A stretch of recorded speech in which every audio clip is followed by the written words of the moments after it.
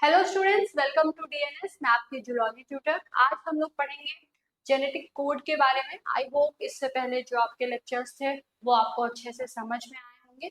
चलिए स्टार्ट करते हैं इस यूनिट का सबसे पहला lecture, that is genetic code. Genetic code क्या होता है? जेनेटिक कोड की अगर हम लोग बात करें तो जेनेटिक कोड के बारे में आप इससे पहले भी पढ़े होंगे, ठीक है। जेनेटिक कोड एक ऐसा डिक्शनरी है, ठीक है, किसके लिए? अमीनो एसिड का, जिसके थ्रू ये डिसाइड किया जाता है कि कौन सा प्रोटीन जो है वो सिंथेसाइज होगा।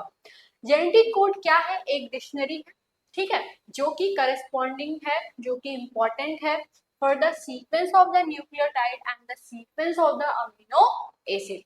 क्यों? क्योंकि हम लोग जानते हैं कि जेनेटिक कोड जो है वो ये डिसाइड करता है कि एक पर्टिकुलर जो कोड है वो किसी एक पर्टिकुलर अमीनो एसिड के लिए रिस्पॉन्सिबल होता है एंड ये अमीनो एसिड जो है किस तरीके से सीक्वेंस होंगे उस हिसाब से प्रोटीन की सिंथेसिस होती है। जेनेटिक कोड के अंदर क्या प्रेजेंट होते हैं? ट्रिपलेट फॉर्म में न्यूक्लियोटाइड्स जो हैं वो प्रेजेंट होते हैं, ठीक है। ये सारी चीजें हमें पता है। चलिए अब जेनेटिक कोड की अगर हम लोग बात करें तो जेनेटिक कोड में कुछ सेट ऑफ रूल्स हैं जिसके थ्रू ये डिसाइड किया जाता है कि जो जेनेटिक इंफॉर्मेशन है, जेनेटिक मटेरियल है डीएनए और आरएनए में, ये किस तरीके से ट्रांसलेट होगा प्रोटीन्स में बाय द लिविंग सेल्स, ठीक है। अब इस लाइन का बहुत सारा मतलब है, बहुत सारा इन द सेंस बहुत इंपॉर्टेंट मतलब है। सबसे पहले अभी हम लोग इसको जान लेते हैं कि ये जो टर्म है ये किसके द्वारा दिया गया है। तो ये टर्म जो है ये जॉर्ज गैमो द्वारा दिया गया है, दैट इज जेनेटिक कोड। तो इसका मतलब है क्या? चलिए इस लाइन का मतलब समझते हैं, ठीक है।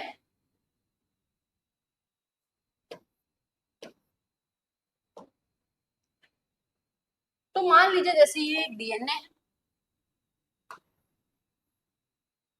और ये जो है टेम्पलेट स्टैंड है जिसके थ्रू आरएनए जो है वो सिंथेसाइज हो गया है 5 प्राइम से 3 प्राइम डायरेक्शन में, दैट इज ट्रांसक्रिप्शन के प्रोसेस के थ्रू, ठीक है। चलिए ये चीज हमें पता है। अब इस स्ट्रैंड के अंदर कुछ ना कुछ सीक्वेंस होगा, ठीक है। उस सीक्वेंस के करेस्पॉन्डिंग में, सॉरी, उस सीक्वेंस के कॉम्प्लीमेंट्री में यहाँ पे सीक्वेंस प्रेजेंट होगा, ठीक है। यहाँ पे जो भी नाइट्रोजनस बेसेस प्रेजेंट होंगे उस हिसाब से इसका कॉम्प्लीमेंट्री बेस इसके टेम्परेट स्टैंड में एमआरएनए में होगा ना, ठीक है। चलिए बहुत अच्छी बात है। अब इस एमआरएनए में कुछ सीक्वेंसेस प्रेजेंट होंगे। अब इसके बाद यहाँ पे ट्रांसलेशन की प्रोसेस होगी। ट्रांसलेशन की प्रोसेस जब हम लोग पढ़ेंगे तब समझेंगे कि क्या क्या चीजें होती हैं, क्या ट्रांसक्रिप्शन फैक्टर होता है, राइबोसोम किस तरीके से प्रोकैरियोट में प्रेजेंट होता है, यूकैरियोट में कैसे होता है, ट्रांसलेशन कैसे डिफर करता है प्रोकैरियोट्स में यूकैरियोट्स में, ट्रांसलेशन होता क्या है प्रोकैरियोट्स के अंदर यूकैरियोट के अंदर, ये सारी चीजें, ठीक है। लेकिन इतना तो पता है ना कि ट्रांसलेशन के थ्रू प्रोटीन की सिंथेसिस होती है। अब यहाँ पे जो प्रोटीन की सिंथेसिस होगी उससे क्या होगा कि प्रोटीन जो है अमीनो एसिड से मिलकर के बने हुए होते हैं। अब ये अमीनो एसिड एक दूसरे से पेप्टाइड बॉन्ड्स के थ्रू जो है अरेंज होते हैं, अंदर इनकी प्रोटीन की फोल्डिंग होती है एंड जो अपना स्ट्रक्चर है टर्सनरी या क्वार्टरनरी ये फॉर्म कर लेते हैं। तो इसके थ्रू जो जीन एक्सप्रेशन है ये हो जाता है, इतना हमें पता है। अब यहाँ पे ट्रांसलेशन में होता क्या है कि जब ट्रांसलेशन चलता है तो यहाँ पे राइबोसोम आएगा, ठीक है। राइबोसोम हेल्प करता है प्रोटीन सिंथेसिस में। राइबोसोम के साथ साथ एक और चीज आता है दैट इज टीआरएनए। और टीआरएनए करता क्या है?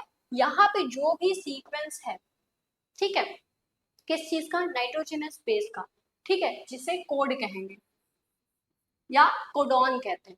ठीक है, अब इस कोडॉन के हिसाब से ये इस कोडॉन के हिसाब से पर्टिकुलर जो टीआरएनए है वो आएगा और उस पर्टिकुलर जो टीआरएनए है उसके पास इस कोडॉन का एंटी कोडॉन प्रेजेंट होता है। क्या प्रेजेंट होता है? इस कोडॉन का एंटी कोडॉन प्रेजेंट होता है। ठीक है, ये चीज समझ में आ गई।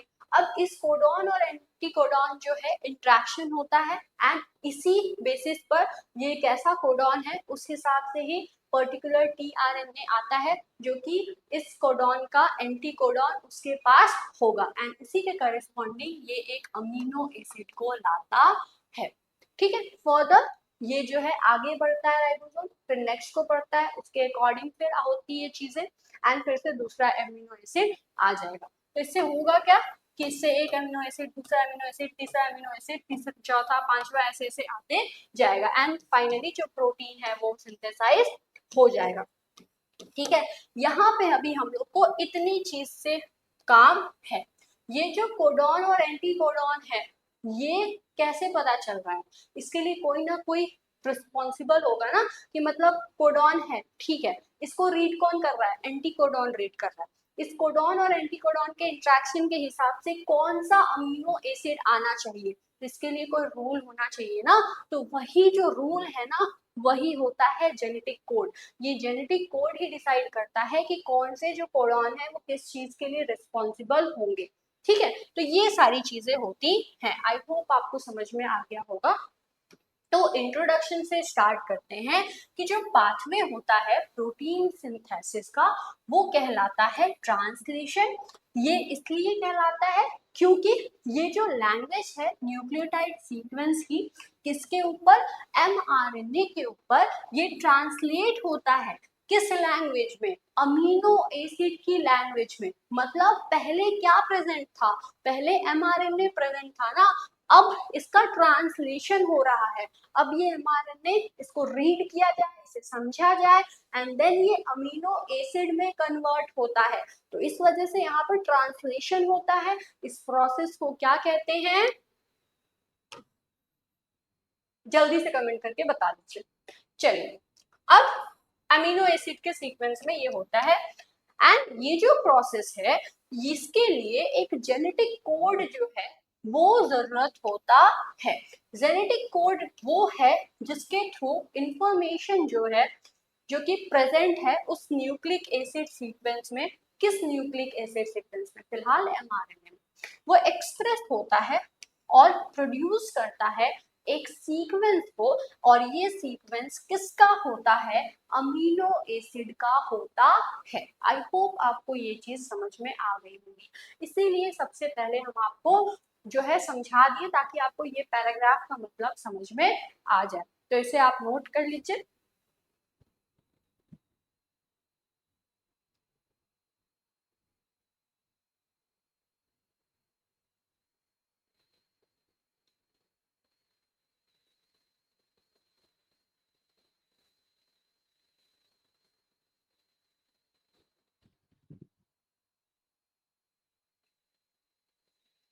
चलिए, यही चीज यहाँ पे भी दी हुई है कि यहाँ पे देखिए एमआरएनए है, इसके पास एक सीक्वेंस प्रेजेंट होगा।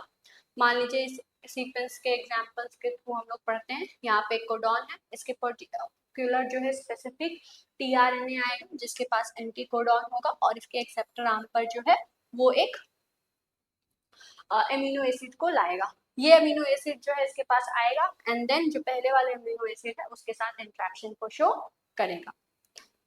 चलिए, अब डिस्कवरी से स्टार्ट करते हैं कि आखिर किस तरीके से ये चीज शुरू हुई, कि क्यों जो है जेनेटिक कोड की जरूरत होनी चाहिए। अगर जेनेटिक कोड है तो उसमें कितने जो इंफॉर्मेशन है या कितना जो कोडॉन है वो प्रेजेंट होना चाहिए, कितने तरह की पॉसिबिलिटी होती है। ठीक है, और ये अगर है तो ये कैसे एप्लीकेबल होगा, ये सारी चीजें के बारे में हम लोग अभी पढ़ेंगे। तो अगर हमें समझना है कि किस तरीके से जो प्रोटीन है वो इनकोड होता है, तो ये जो है डिस्कवरी इसके डीएनए का जब स्ट्रक्चर डिस्कवर हो गया था उसके बाद इसके ऊपर काम शुरू हुआ। एंड ये डिस्कवर किया गया था जेम्स वाटसन एंड फ्रैंकिस क्रिक द्वारा कि जो डीएनए का स्ट्रक्चर है ये किसके द्वारा जो है वो प्रपोज किया गया था, ये वाटसन एंड क्रिक द्वारा बताया गया था ना, वाटसन एंड क्रिक मॉडल द्वारा। तो ये चीज बताई गई है। अब इसके बाद क्या हुआ, जब डीएनए का स्ट्रक्चर डिस्कवर हो गया, उसके बारे में चीजें पता चल गई, उसके बाद जॉर्ज कैमो जो है वो इस चीज को बताए कि 3 लेटर का कोड जो है ना वो पक्का से प्रेजेंट है एंड यही एम्प्लॉय करता है, यही डायरेक्ट करता है, इनकोड करता है 20 स्टैंडर्ड अमीनो एसिड को, जो कि यूज होते हैं लिविंग सेल्स द्वारा किस चीज के लिए, प्रोटीन सिंथेसिस के लिए। ठीक है, तो अब इससे पहले कि इस लाइन को आप समझें, एक चीज जानना आपके लिए बहुत इंपॉर्टेंट है कि यहाँ पे 20 स्टैंडर्ड अमीनो एसिड क्यों लिखा गया है। अमीनो एसिड भी तो डायरेक्ट लिखा जा सकता था। देखिए, अमीनो एसिड वो सब्सटेंस है जिसके थ्रू प्रोटीन बनता है। अमीनो एसिड भी दो तरह का होता है, एक होता है स्टैंडर्ड अमीनो एसिड, दूसरा होता है non standard amino acid. Standard amino acid वो अमीनो एसिड होते हैं जो कि प्रोटीन सिंथेसिस कराने में हेल्पफुल होते हैं। Non standard amino acid protein synthesis में उनका कंट्रीब्यूशन नहीं होता है। तो ये जो 20 स्टैंडर्ड अमीनो एसिड हैं, फॉर एग्जांपल ग्लाइसिन हो गया, अर्जिनिन हो गया, ट्रिप्टोफैन हो गया और फिनाइलैलानाइन हो गया एंड और भी बहुत सारे हैं 20। ठीक है, तो ये सारे हैं क्या, ये सारे के सारे जो है ये प्रोटीन सिंथेसिस के लिए रिस्पॉन्सिबल होते हैं। तो यहाँ पे जॉर्ज कैमो बताए हैं कि जो 3 लेटर कोड जो है वो प्रेजेंट है एंड वही इनकोड करता है, वही हेल्पफुल होता है इन 20 अमीनो एसिड को यूज करने में एंड हेल्पफुल होता है लिविंग सेल्स द्वारा ताकि वो प्रोटीन को बना सके। तो अगर हमें जेनेटिक कोड के बारे में बात करें हम लोग, तो जेनेटिक कोड का जो है वो इस तरीके से बताया जाता है कि इसका वो ये चार्ट है जहाँ पे सबसे पहला जो रूल है वो ये होता है कि पहले आप फर्स्ट पोजीशनिंग दे दीजिए एंड उस पोजीशनिंग में सबसे पहले यूरासिल होगा, साइटोसिन होगा, एडेनिन होगा, ग्वानिन होगा। ठीक है, उसके बाद सेकंड पोजीशन दे दीजिए जिसमें फर्स्ट है uracil, cytosine, adenine and guanine and उसके बाद थर्ड पोजीशनिंग इस साइड कर दीजिए जहाँ पे ये एक जो यूरासिल का जो पूरा का पूरा ब्लॉक है उसमें 4 डिवीजन कर दीजिए एंड फिर लिख दीजिए uracil guanine, sorry uracil, cytosine और एडेनिन एंड ग्वानिन, फिर uracil, cytosine, adenine and guanine, uracil, cytosine, adenine and guanine, uracil, cytosine, adenine and guanine. ठीक है, एंड फिर इसको लिखने का तरीका क्या है कि यहाँ पे सबसे पहले इसे यूज करिए आप यूरासिल को, फिर यहाँ पे जो लिखा है लेटर उसे यूज करिए आप फिर से यूरासिल एंड देन थर्ड कि यहाँ पे जो ये 4 ब्लॉक्स बने हुए हैं इनमें से जो पहला ब्लॉक है उसको आप यूज कीजिए एंड यहाँ पे क्या हो जाएगा यू, तो यू यू यू किसके लिए रिस्पॉन्सिबल होता है, फिनाइल एनानिन के लिए। फिर से आप सेकंड ब्लॉक लीजिए, सेकंड में फिर से पहले इसे पिक करिए फिर इसे पिक करिए। अब ये जो थर्ड पोजीशनिंग है इसमें जो सेकंड वाला नंबर है उसे आप पिक करिए, सेकंड वाला जो बेस पेयर है उसे पिक करिए, दैट इज साइटोसिन। तो यूयूसी हो जाएगा, यूयूसी भी फिनाइल एनालिन के लिए रिस्पॉन्सिबल होता है। इस तरीके से जो पोजीशनिंग है वो होती है एंड ये जो पोजीशनिंग है ये इस चीज को बताती है कि कौन सा जो कोड है वो किस अमीनो एसिड के लिए रिस्पॉन्सिबल होता है। तो इसे आप ड्रॉ कर लीजिए सबसे पहले।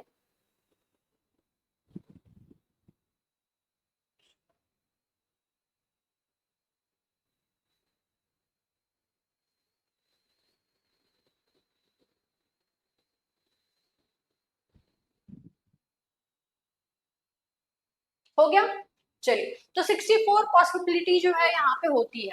ठीक है, इसमें से 3 जो है वो काम का नहीं होता है। क्यों, क्योंकि 3 जो है वो स्टॉप कोड होता है, स्टॉप कोडॉन होता है, दैट इज यूएजी,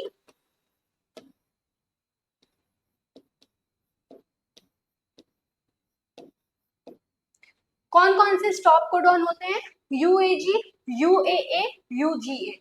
स्टॉप कोडॉन कहने का मतलब क्या है? स्टॉप कोडॉन कहने का मतलब ये है कि ये किसी अमीनो एसिड के लिए रिस्पॉन्सिबल नहीं है, बल्कि अगर ये आ जा रहे हैं एमआरएनए पे तो वहां पे जो राइबोसोम है वो रुक जाता है एंड ट्रांसलेशन जो है वहां पे स्टॉप हो जाती है। फिर फर्दर जो प्रोटीन का सिंथेसिस है वो नहीं होता है। देखिए यहाँ पे मेंशन है यूएए stop codon, यूएजी, UGA stop codon, यूएजी stop codon. तो इसे आप ड्रॉ कर लीजिए और इस चीज को भी याद रखिएगा कि कौन सा जो कोड है वो किस अमीनो एसिड के लिए रिस्पॉन्सिबल है। और भले ही ना याद हो लेकिन एक दो तो जरूर याद कर लीजिएगा क्योंकि अभी रूल आएंगे, ठीक है? तो उसमें आप जब रूल में अगर आप एग्जाम्पल के थ्रू समझाएंगे तो वो ज्यादा अच्छा है, ठीक है? और उसके बाद ये तीनों तो एकदम याद होना चाहिए आपको कि कौन से स्टॉप कोडॉन होते हैं। क्यों? क्योंकि यहाँ से डायरेक्ट क्वेश्चन बन सकता है कि what are the stop codons name them, या फिर ये पूछा जा सकता है कि how many stop codons are present, ठीक है? तो दो क्वेश्चन यहाँ से बन गया। अब अगर हम लोग जेनेटिक कोड की बात करें तो जेनेटिक कोड के क्या क्या प्रॉपर्टीज होते हैं, चलिए उसे पढ़ते हैं।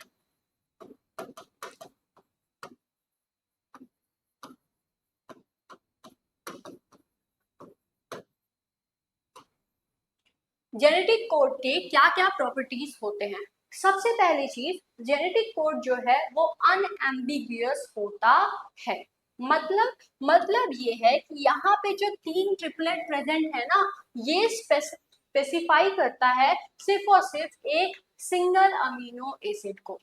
किसी भी तरह का इंटरनल जो पंक्चुएशन है वो अमीनो एसिड में नहीं देखने को मिलता है। मतलब कॉमा जो है वो नहीं होता है, एक सीक्वेंस में प्रेजेंट होता है। एंड जब एमआरएनए को जो राइबोसोम है जब वो रीड करता है तो वो लगातार रीड करता है एंड अगर कोड एक प्रेजेंट है ट्रिपलेट का तो नेक्स्ट जो है फिर प्रेजेंट होगा, फिर नेक्स्ट प्रेजेंट होगा, फिर नेक्स्ट प्रेजेंट होगा। ये तब तक चलता रहेगा जब तक कि यहाँ पे कोई स्टॉप कोडॉन ना आ जाए। तो इसे ही कहते हैं कॉमालेस फैशन, ठीक है? उसके बाद अगर हम लोग बात करें तो इसी वजह से जो कोड है उसे क्या कहते हैं? कोड को कहते हैं कॉमालेस। और अगर मान लीजिए वंस जो ट्रांसलेशन है एमआरएनए का जब वो स्टार्ट हो जाता है तब उस समय पे जो कोडॉन है वो रीड होते हैं one after the other code and किसी भी तरह का कोई भी ब्रेकेज नहीं होता है, किसी भी तरह का कोई भी ब्रेक नहीं होता है उनमें। और जो कोडॉन्स होते हैं वो नॉन ओवरलैपिंग होते हैं और ये जो मैसेज है वो कंटेन होता है विदाउट एनी गैप्स। यहाँ पे जो मैसेज ट्रांसलेट किया जा रहा है ये मैसेज जो है एक फिक्स्ड रीडिंग फ्रेम की तरह होता है जो कि सेट होता है बाय द इनिशिएशन कोडॉन। तो इनिशिएशन कोडॉन कौन सा है?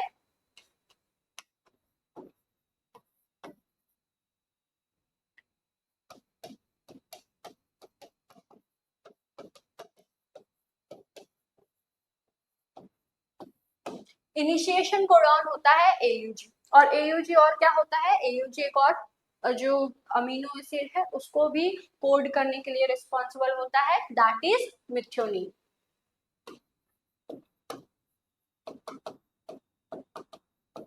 तो देखिए यहाँ फिर से दो क्वेश्चन बन गया कि what is the initiation codon, name it, ठीक है? एयूजी। और अगर एयूजी प्रेजेंट है तो एयूजी किस अमीनो एसिड को कोड करने के लिए रिस्पॉन्सिबल होता है, दैट इज मिथ्योनिन, ठीक है? तो इसे आप नोट कर लीजिए।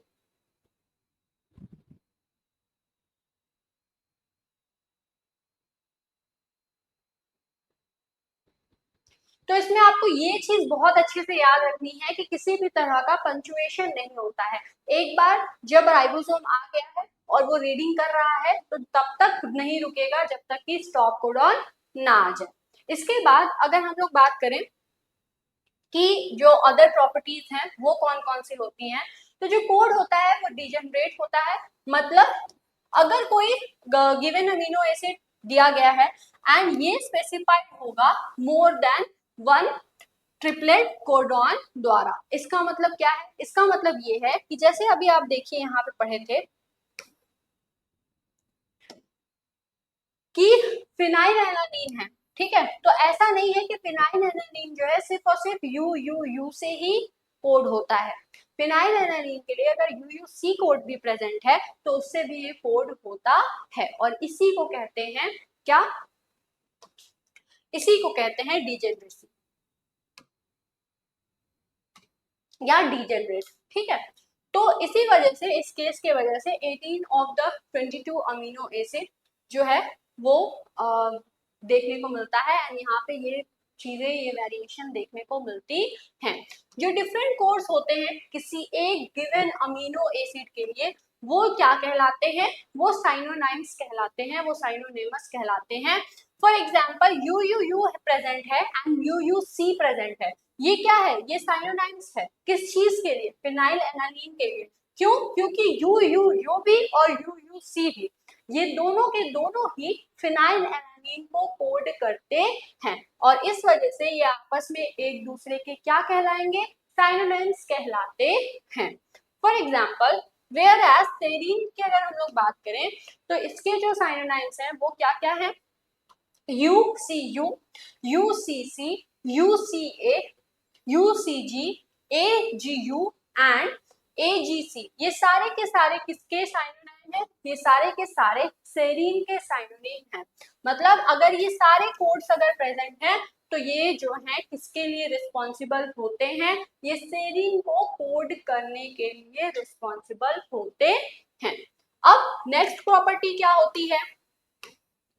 नेक्स्ट प्रॉपर्टी ये है कि ईच ट्रिपलेट कोड जो है, जिसे कोडॉन कहते हैं, ये स्पेसिफाई करता है किसी एक पर्टिकुलर अमीनो एसिड को, एंड ये जो पोजीशन है कोडॉन का with in the mRNA molecule, ये स्पेसिफाई करता है position of the amino acid को किसके अंदर? पॉलीपेप्टाइड के अंदर। ये बहुत इंपॉर्टेंट चीज लिखी हुई है।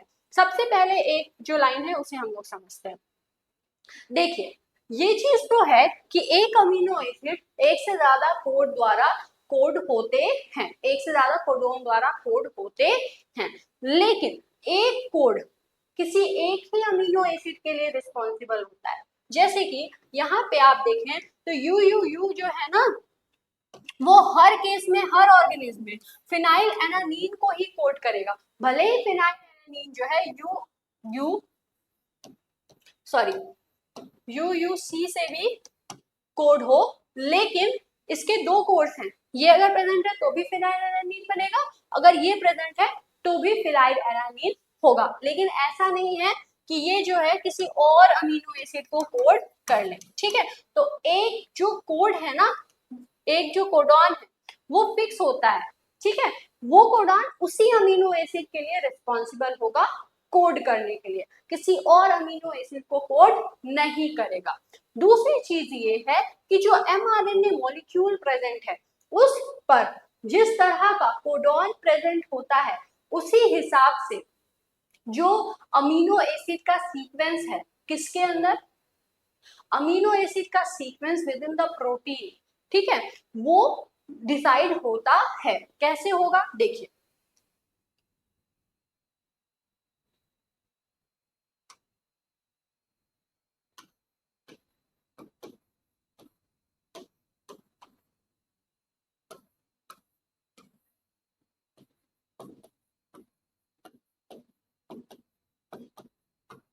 ये मान लीजिए इस तरह का कुछ कोड प्रेजेंट है, ठीक है।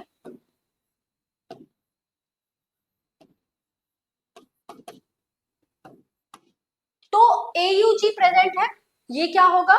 स्टार्ट कोडॉन है, ठीक है। एंड ये मान लीजिए अभी हम लोग स्टार्ट कोडॉन की बात नहीं कर रहे हैं, ये मिडिल ऑफ द जो mRNA है उसमें कहीं पे प्रेजेंट है, ठीक है। तो यहाँ पे AUG अगर प्रेजेंट है तो कौन सा अमीनो एसिड आएगा? मेथियोनिन आएगा। यहाँ पे अगर UAA है तो ये अभी हम लोग पढ़ रहे हैं कि ये किसके लिए रिस्पॉन्सिबल होता है? फिनाइल एनालीन के लिए। अगर UCC है तो ये किसके लिए रिस्पॉन्सिबल है? सेरीन के लिए। मतलब समझ रहे हैं? कि जो भी कोडॉन प्रेजेंट होता है mRNA पर वही डिसाइड करता है इस चीज को कि जो अमीनो एसिड का सीक्वेंस है वो किस तरीके से होगा।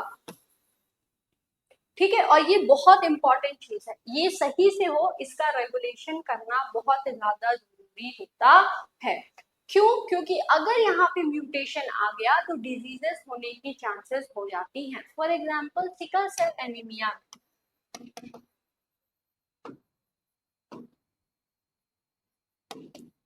यहाँ पे जो सिकल सेल एनीमिया है, अगर वो क्यों होता है, इसी म्यूटेशन के वजह से, जिस तरह का कोड था उस तरह से नहीं हुआ एंड इस अमीनो एसिड की तरह किसी और अमीनो एसिड जो है उसका जो एडिशन है वो हो जाता है, जिसके वजह से सिकल सेल एनीमिया होता है। जल्दी से कमेंट करके बताइए कि कौन सा amino acid sickle cell anaemia में रिप्लेस होता है और उसके जगह पे कौन सा अमीनो एसिड आता है। जल्दी से बताइए, आप पढ़े होंगे क्लास 12 में। चलिए नेक्स्ट पॉइंट को डिस्कस करते हैं। एंड नेक्स्ट पॉइंट ये है कि जो जेनेटिक कोड होता है उसके पास 64 कोडॉन प्रेजेंट होते हैं, ये हमें पता है। अब इसमें से 61 जो है कोडॉन वो सेंस कोडॉन कहलाते हैं। क्यों? क्योंकि ये किसी ना किसी अमीनो एसिड को कोड करने के लिए रिस्पॉन्सिबल होते हैं। अब बचे कितने? ये जो है 61 सेंस कोडॉन, ये 20 अमीनो एसिड को कोड करते हैं। बचे कितने? 3 जो कोडॉन है वो, एंड ये 3 क्या कहलाते हैं? ये 3 कोडॉन स्टॉप कोडॉन कहलाते हैं या टर्मिनेशन कोडॉन कहलाते हैं। ये होते कौन कौन से हैं या ये कौन कौन से हैं? तो ये जो है UAA, UAG, UGA कोडॉन्स हैं। सर्टेन ऐसे भी कोडॉन्स प्रेजेंट हैं जिनके पास स्टार्ट सिग्नल प्रेजेंट होता है एंड ये जो कोडॉन है ये रिस्पॉन्सिबल होता है इनिशिएशन ऑफ द ट्रांसलेशन के लिए, एंड ये कोडॉन कौन सा है? AUG कोडॉन है। इनिशिएशन कोडॉन यूजुअली क्या होता है? AUG होता है, जो कि स्पेसिफाई करता है जो कि और किसके लिए रिस्पॉन्सिबल होता है, तो मिथ्योनिन को कोड करने के लिए रिस्पॉन्सिबल होता है। कुछ ऐसे mRNA हैं जहाँ पे GUG या UGG जो है वो भी इनिशिएशन कोडॉन की तरह एक्ट करता है। ये बहुत इंपॉर्टेंट लाइन है और ये आपको याद होनी चाहिए। चलिए उसके बाद स्टॉप कोडॉन जो है वो करता क्या है? स्टॉप कोडॉन सिग्नल देता है किस चीज के लिए? कि टर्मिनेशन जो है पॉलीपेप्टाइड का वो हो जाए। ठीक है, उसके बाद ये कैसे देता है? Bye binding the release factors, and ये जो है कॉज कराता है राइबोसोमल सब यूनिट को किस चीज के लिए? डिसोसिएशन के लिए, एंड रिलीज करता है पॉलीपेप्टाइड चेन को। तो कुछ ऐसे केसेस हैं जहां पे जो स्टॉप कोडॉन है जैसे कि UGA हो गया या UAG हो गया, ये क्या करता है? ये इनकोड करता है अमीनो एसिड को, एंड ये जो है ये किस अमीनो एसिड को कोड करने के लिए रिस्पॉन्सिबल है? तो सेरिनोसिस्टीन एंड पायरोलाइसिन जो है उनको कोड करने के लिए रिस्पॉन्सिबल होता है। अगर हम लोग बात करें हायर यूकेरियोट्स में, तो हायर यूकेरियोट्स में UGA जो है वो सबसे ज्यादा फ्रीक्वेंट स्टॉप कोडॉन है जो कि देखने को मिलता है, एंड UAG जो है वो लीस्ट फ्रीक्वेंट स्टॉप कोडॉन है जो कि यूकेरियोट्स में देखने को मिलता है। तो इसे आप पहले नोट कर लीजिए।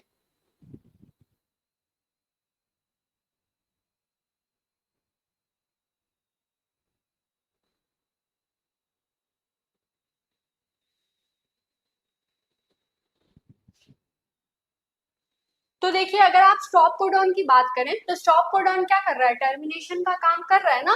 और अगर हम लोग यूकेरियोट्स की बात करें तो यूकेरियोट्स में अलग अलग अमीनो एसिड्स जो हैं वो, जैसे कि फॉर एग्जांपल हायर यूकेरियोट्स में ज्यादातर जो स्टॉप कोडॉन मोस्ट फ्रीक्वेंटली आता है वो कौन सा होता है? UGA स्टॉप कोडॉन, एंड जो लीस्ट फ्रीक्वेंट है वो कौन सा है? UAG stop codon. कुछ ऐसे केसेस हैं, कुछ ऐसे ऑर्गेनिज्म है जहां पे जो स्टॉप कोडॉन है वो किसी अमीनो एसिड को कोड करने का भी काम करता है। और ये अमीनो एसिड कौन कौन से हैं?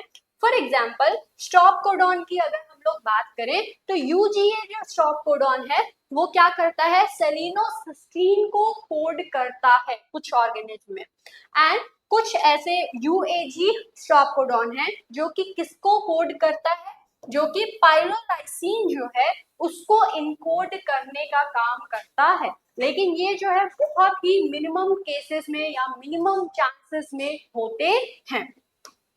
उसके बाद अगर हम लोग बात करें कि हम लोग कोडॉन्स के बारे में पढ़ रहे हैं, तो ये जो कोडॉन्स हैं इनके टाइप्स कौन कौन से होते हैं? तो सबसे पहला हो गया सेंस कोडॉन। सेंस कोडॉन क्या होगा? ऐसा कोडॉन जो कि किसी न किसी अमीनो एसिड को कोड करने के लिए रिस्पॉन्सिबल है। सेंस कोडॉन कितने हैं? 61। उसके बाद सिग्नल कोडॉन। सिग्नल कोडॉन मतलब सिग्नलिंग देना। अब सिग्नलिंग तो दो तरह का होता है ना, या तो स्टार्ट करने का या तो स्टॉप करने का। तो ऐसे कोडॉन जो कि स्टार्टिंग के लिए रिस्पॉन्सिबल है, फॉर एग्जाम्पल एयूजी, तो वो क्या कहलाएंगे? वो कहलाएंगे स्टार्ट कोडॉन। उसके बाद स्टॉप कोडॉन, ऐसे कोडॉन जो कि टर्मिनेशन के लिए रिस्पॉन्सिबल हैं, ठीक है, वो ट्रांसलेशन को रोक सकते हैं, रोक देते हैं, उन्हें स्टॉप कोडॉन कहते हैं। ये कौन कौन से हैं? यूएए, यूएजी, यूजीए, ठीक है। उसके बाद अगर हम लोग सेंस कोडॉन की बात करें तो ऐसे कोडॉन जो कि किसी अमीनो एसिड को कोड करने के लिए रिस्पॉन्सिबल होंगे उन्हें सेंस कोडॉन कहेंगे। सिग्नल कोडॉन, ये कोडॉन जो कि कोड कर रहे हैं किसी सिग्नल को प्रोटीन सिंथेसिस के समय पे, फॉर एग्जांपल एयूजी, यूएए, यूजीए, यूएजी। अब ये दो तरह के हैं, टर्मिनेटिंग एंड इनिशिएटिंग। अब कैरेक्टरिस्टिक्स क्या क्या है जेनेटिक कोड के, उसे पढ़ते हैं। सबसे पहले ट्रिपलेट कोड। जितने भी कोडॉन होते हैं वो ट्रिपलेट फॉर्म में प्रेजेंट होते हैं। दूसरी चीज कॉमालेस। कॉमालेस मतलब कंटिन्यूअस मैनर में चलना। तीसरी चीज होती है non overlapping. Non overlapping code जो है, कोडॉन्स जो है वो वर्क करते हैं। कोडॉन डिक्शनरी, जो कोडॉन्स है उनकी अपनी खुद की कोडिंग डिक्शनरी होती है, उस रूल को वो फॉलो करते हैं, उसी हिसाब से वो अमीनो एसिड को लाते हैं।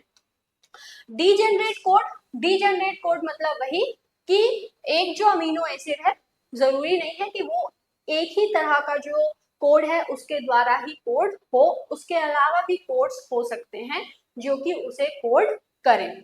उसके बाद यूनिवर्सैलिटी, इसका मतलब ये है कि मतलब फॉर एग्जांपल एयूजी, एयूजी किसके लिए रिस्पॉन्सिबल है? मिथ्योनिन के लिए, है ना। तो ये जो कोडॉन है ये मिथ्योनिन के लिए ही रिस्पॉन्सिबल होगा हर ऑर्गेनिज्म में। ऐसा नहीं है कि किसी एक ऑर्गेनिज्म में ये मिथ्योनिन को कोड कर रहा है तो किसी और ऑर्गेनिज्म में ये सेरीन को कोड करने लगे, तो इसी को कहते हैं। अब उसके बाद नॉन एम्बिगुअस कोड। तो ये सारी चीजें जो है, ये सारे प्रॉपर्टीज जो है वो किसके होते हैं? जेनेटिक कोड के होते हैं। एट लास्ट ये देखिए, आपको एक छोटा सा इंफॉर्मेशन है, इसको बता देते हैं कि अगर आपको ये जो टॉपिक है वो अच्छे से समझ में आया है और आप जो है हमारे बैच से ज्वाइन होना चाहते हैं तो आप इसके लिए क्या करेंगे? इसके लिए आप प्ले स्टोर पे जाइए और वहां पे डीएनएस एडुकेयर ऐप को प्ले स्टोर से डाउनलोड करके एनरोल हो सकते हैं और हमारे कोर्स से ज्वाइन हो सकते हैं, ठीक है। तो ये आप देख लीजिए। चलिए, उसके बाद और क्या प्रॉपर्टीज होते हैं? देखिए, किसी भी तरह का इंटरनल पंचुएशन जो है जिसे कॉमा कहते हैं, ये कोड में नहीं देखने को मिलता है। इसी वजह से जो कोड है वो कॉमालेस कहलाता है। अगर एक बार ट्रांसलेशन हो गया एमआरएनए का तो वहां पे कोडॉन्स जो है वो एक के बाद एक जो है राइबोसोम उसके द्वारा रीड किया जाता है। किसी भी तरह का ब्रेक नहीं देखने को मिलता है। कोडॉन्स जो है वो नॉन ओवरलैपिंग होते हैं एंड जो मैसेजेस हैं उनके पास किसी भी तरह का गैप नहीं प्रेजेंट होता है। यहाँ पे जो मैसेजेस ट्रांसलेट हो रहे हैं वो एक फिक्स रीडिंग फ्रेम की तरह होते हैं और जिसमें इनिशिएशन कोडॉन से जिस तरह का उसके बाद कोडॉन प्रेजेंट होगा उस हिसाब से उसकी रीडिंग होती है और उस हिसाब से जो अमीनो एसिड है वो आता रहता है। अब अगर हम लोग बात करें कोड की डीजनरेसी की, तो यहाँ पे मतलब ये है कि जो अमीनो एसिड है वो एक से ज्यादा ट्रिपलेट कोडॉन द्वारा कोड किए जाते हैं। एंड ये एग्जांपल जो है U U U U U C द्वारा समझा जा सकता है कि ये दोनों ही कोड फिनाइल एनालीन को कोड कर रहे हैं। और फॉर एग्जाम्पल सेरीन की अगर हम लोग बात करें तो सेरीन में जो है UCU, UCC, UCA, UCG, AGU and AGC ये सारे के सारे सेरीन को कोड करने के लिए रिस्पॉन्सिबल होते हैं। उसके बाद और क्या क्या फीचर होता है? सबसे पहली बात होती है स्पेसिफिसिटी की। जेनेटिक कोड जो है वो बहुत ज्यादा स्पेसिफिक होता है। एक जेनेटिक कोड जो है, एक स्पेसिफिक कोडॉन जो है वो किसी एक अमीनो एसिड के लिए ही रिस्पॉन्सिबल होता है।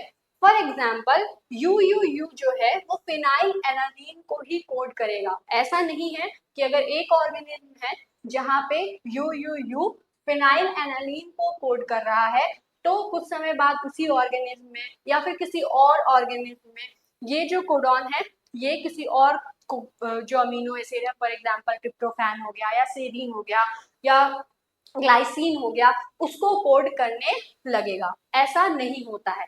एक बार जो एक कोडॉन एक चीज के लिए रिस्पॉन्सिबल है वो कोडॉन उस ऑर्गेनिज्म में और अदर जो ऑर्गेनिज्म है हमेशा उसी अमीनो एसिड को कोड करेगा। ठीक है।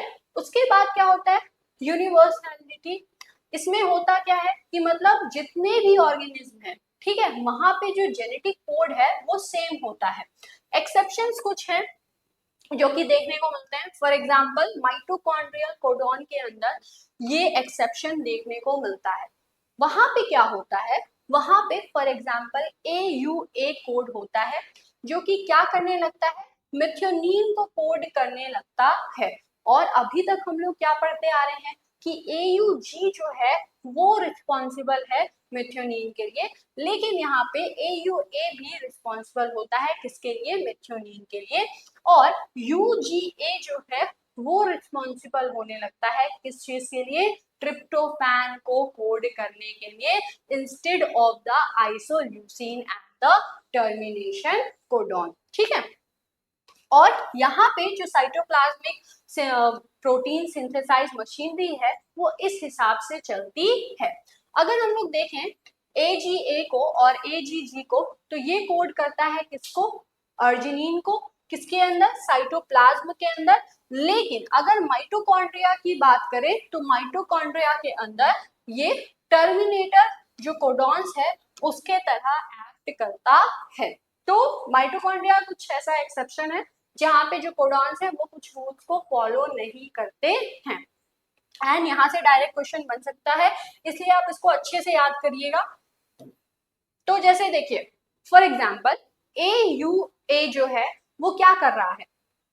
वो कोड करता है आइसोल्यूसिन को। लेकिन जब माइटोकॉन्ड्रिया का केस आता है तो यहाँ पे ये मेथियोनीन को कोड करने लगता है। उसके बाद अगर हम लोग बात करें UGA को, तो UGA क्या होता है? एक टर्मिनेटर कोडॉन है। लेकिन माइटोकॉन्ड्रिया में क्या हो जाता है? ये ट्रिप्टोफैन को कोड करने लगता है। वहीं अगर हम लोग बात करें AGA और AGG की, तो ये दोनों जो कोडॉन है ये अर्जिनिन को कोड करता है।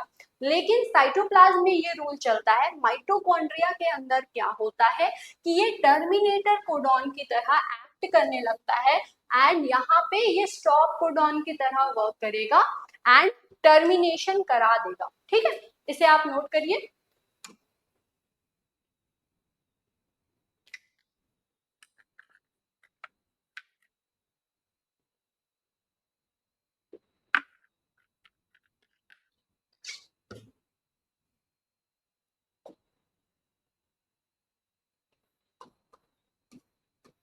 उसके बाद एक कंसेप्ट है जो कि क्या कहलाता है? कोडॉन बायस। कोडॉन बायस क्या होता है? ठीक है, कोडॉन बायस जो है एक प्रोबेबिलिटी है जो कि दी जाती है गिवन कोडॉन को, जो कि यूज हो रहा है for coding an amino acid. यहाँ पे क्या होता है कि ये जो है एक कोडॉन एक अमीनो एसिड को ओवर अ डिफरेंट कोडॉन वो कोड करने लगता है which codes for the same amino acid. इसका मतलब ये है कि ये इस फैक्ट को रिफर कर रहा है कि सारे के सारे कोडॉन्स जो हैं जो कि यूज हो रहे हैं वो इक्वली नहीं यूज हो रहे हैं with in that gene of a particular organism. And यहाँ पे क्या होता है कि जो स्पेसीज हैं वो जनरली शो करती हैं कोडॉन वायरस को, और यहाँ पे होगा क्या कि ये जो है थोड़ा सा पार्शियलिटी करती है और किसी एक कोडॉन को ज्यादा प्रेफरेंस दी जाती है, जिसके अंदर होगा क्या कि बहुत सारे ऐसे मल्टीपल कोडॉन्स होंगे किसी एक अमीनो एसिड के लिए, और यहाँ पे एक कोई कोडॉन होगा जो कि क्या होगा प्रोटीन कोडिंग जीन में फाइंड होगा विथ अ हाई परसेंटेज, और वहीं जो बचे हुए कोडॉन्स प्रेजेंट हैं वो क्या होंगे, वो लो परसेंटेज में प्रेजेंट होंगे। तो हम लोग ये जानते हैं कि कोडॉन्स जो है वो अमीनो एसिड को कोड करने के लिए रिस्पॉन्सिबल होते हैं, और साथ ही साथ में हम लोग ये भी जानते हैं कि बहुत सारे डिफरेंट डिफरेंट कोडॉन्स जो हैं किसी एक अमीनो एसिड के लिए रिस्पॉन्सिबल होते हैं। लेकिन कुछ ऐसे ऑर्गेनिज्म हैं जहाँ पे बहुत सारा ऐसा केस देखने को मिला है कि मल्टीपल सेट्स प्रेजेंट हैं, मल्टीपल उनके पास ऑप्शन प्रेजेंट है, लेकिन किसी एक कोडॉन को वो हाईली क्या कर रहे हैं, प्रेफरेंस दे रहे हैं। इसका मतलब ये है कि वो कोडॉन जो है उनके जीन में उनका जो परसेंटेज है वो ज्यादा होता है, और वही बार बार प्रोटीन सिंथेसिस में यूज होते हैं।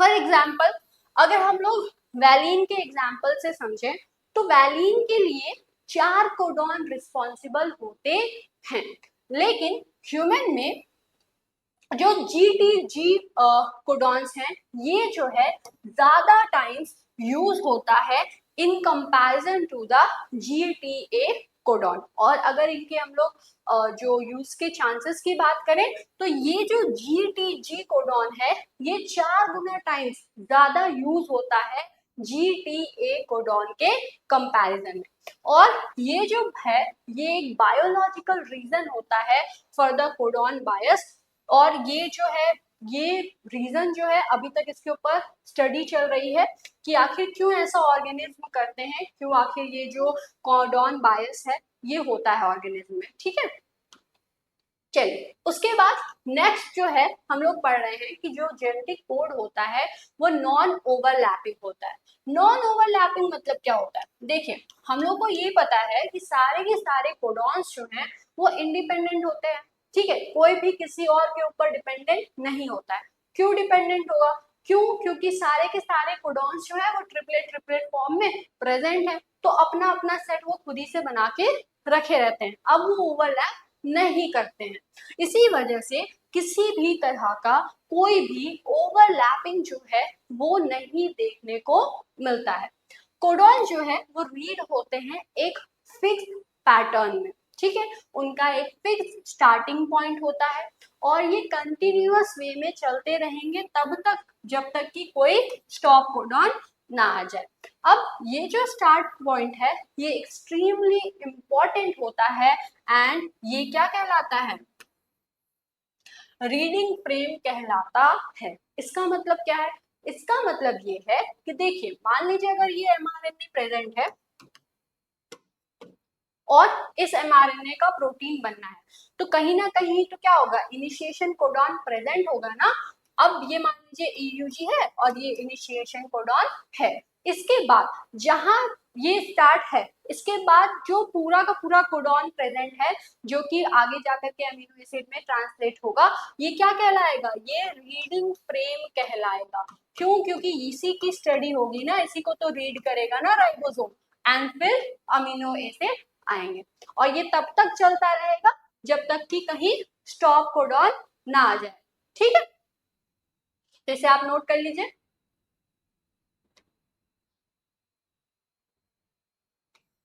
जेनेटिक कोड यूनिवर्सल होते हैं, ये हमें पता है। AUG अगर मेथियोनिन को कोड कर रहा है माइटोकॉन्ड्रिया में तो टी जो है वो सेम आइसोल्यूसिन के लिए भी रिस्पॉन्सिबल होगा, ठीक है।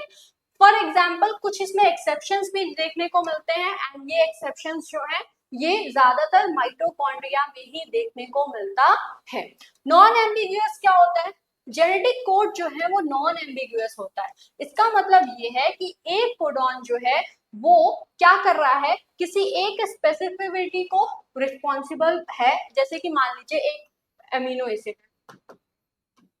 तो एक कोडॉन एक अमीनो एसिड के लिए रिस्पॉन्सिबल है, लेकिन एक अमीनो एसिड सिर्फ उसी कोडॉन से कोड होगा ऐसा नहीं है, बहुत सारे कोडॉन्स होते हैं, एंड ये कोडॉन्स जो है उस अमीनो एसिड के लिए, उस अमीनो एसिड को कोड करने के लिए रिस्पॉन्सिबल होते हैं। यही चीज में बताई गई है।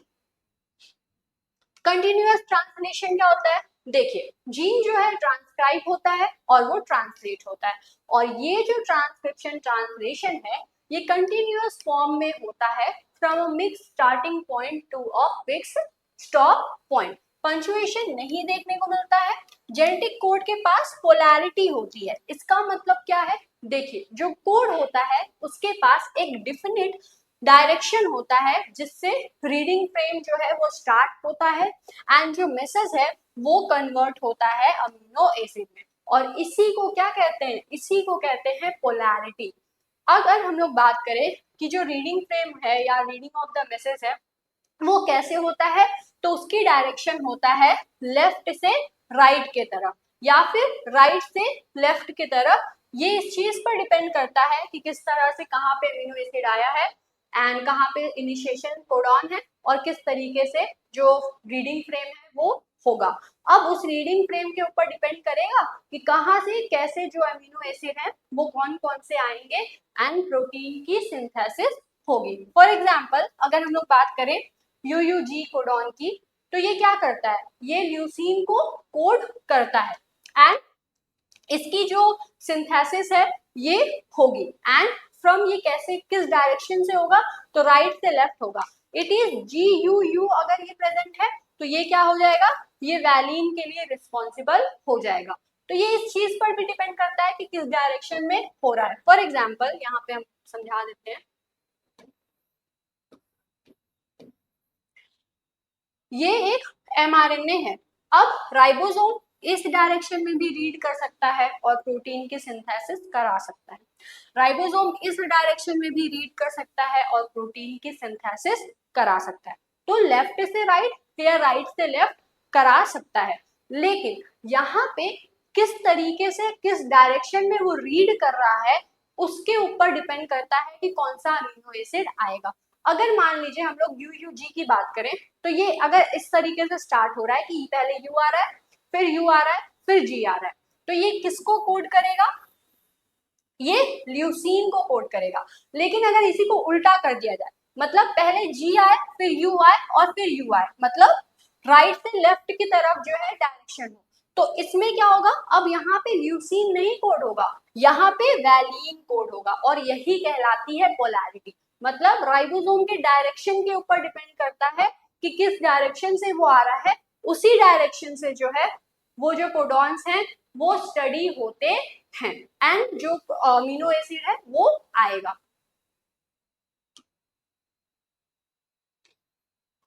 डीजेनरेसी क्या होती है?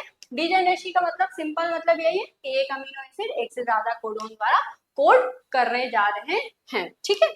उसके बाद लास्ट क्या है? Non standard amino acid. Non standard amino acid क्या होते हैं? देखिए, स्टैंडर्ड अमीनो एसिड वो जो कि प्रोटीन को सिंथेसाइज करे। कुछ ऐसे प्रोटीन्स होते हैं जहां पे नॉन स्टैंडर्ड अमीनो एसिड जो है वो सिंथेसाइज होते हैं। ये जो है सब्स्टिट्यूट किए जाते हैं स्टैंडर्ड अमीनो एसिड द्वारा, एंड यहाँ पे ये इस चीज पर डिपेंड करेगा कि इसका जो एसोसिएटेड सिग्नल है mRNA पर वो किस तरीके का है, उस बेसिस पे इनका जो सब्स्टिट्यूशन है वो होता है। फॉर एग्जाम्पल अगर हम लोग UAG की बात करें, तो ये क्या कर रहा है? सेरिनोसिस्टीन को कोड करने का काम कर रहा है। वहीं अगर आप देखें UAG को, तो ये क्या किसको कोड करता है? ये पाइलोलाइसिन को कोड करता है। अगर हम लोग सेरिनोसिस्टीन की बात करें, तो ये जो है एक ऐसा अमीनो एसिड है जो कि 20 अमीनो एसिड के बाद नेक्स्ट ये डिस्कवर किया गया था, इसी वजह से इसे 21st अमीनो एसिड कहा जाता है। एंड पाइरोलाइसिन जो है ये सेलिनोसिस्टीन के बाद डिस्कवर किया गया था एंड इस वजह से इसे 22nd अमीनो एसिड कहा जाता है। बोथ ये दोनों के दोनों ही जो अमीनो एसिड हैं सेलिनोसिस्टीन एंड पाइरोलाइसिन, ये प्रेजेंट होते हैं ऑर्गेनिज्म में एंड इनका जो जेनेटिक कोड है वो नॉर्मल फिट होता है ऑर्गेनिज्म में। एंड अगर हम लोग आर्कियल प्रोकैरियोट्स की बात करें तो यहाँ पे जो एक्सप्लेनेशन है जेनेटिक कोड का ये 20 to 21 अमीनो एसिड के लिए दिया गया है। इसमें जो है पाइरोलाइसिन को इंक्लूड किया गया है under different condition for their growth, ठीक है। तो ये जो है एक्सेप्शंस हैं जहाँ पे नॉन स्टैंडर्ड अमीनो एसिड में कौन कौन से अमीनो एसिड आते हैं, पाइरोलाइसिन एंड सेलिनोसिस्टीन। तो आई होप आपको जो जेनेटिक कोड है वो बहुत अच्छे से समझ में आ गया होगा। इसको कौन डिस्कवर किया था, इसका क्या रूल है, इसके क्या प्रॉपर्टीज हैं and non standard amino acid क्या होते हैं। एट लास्ट अगर आपको ये लेक्चर अच्छे से समझ में आया है और आप हमारे जो बैच है उससे आप ज्वाइन होना चाहते हैं तो इसके लिए आपको प्ले स्टोर पे जाना है, वहां से डीएनएस एडुकेयर ऐप को आप डाउनलोड करके उसमें एनरोल हो सकते हैं। अगर आपको कोई कंफ्यूजन है तो आप इस नंबर पे कॉल करके भी पूछ सकते हैं। आई होप आपको आज का लेक्चर अच्छे से समझ में आया होगा। मिलते हैं हम लोग नेक्स्ट लेक्चर में एक नए टॉपिक के साथ, तब तक के लिए thanks for watching this video.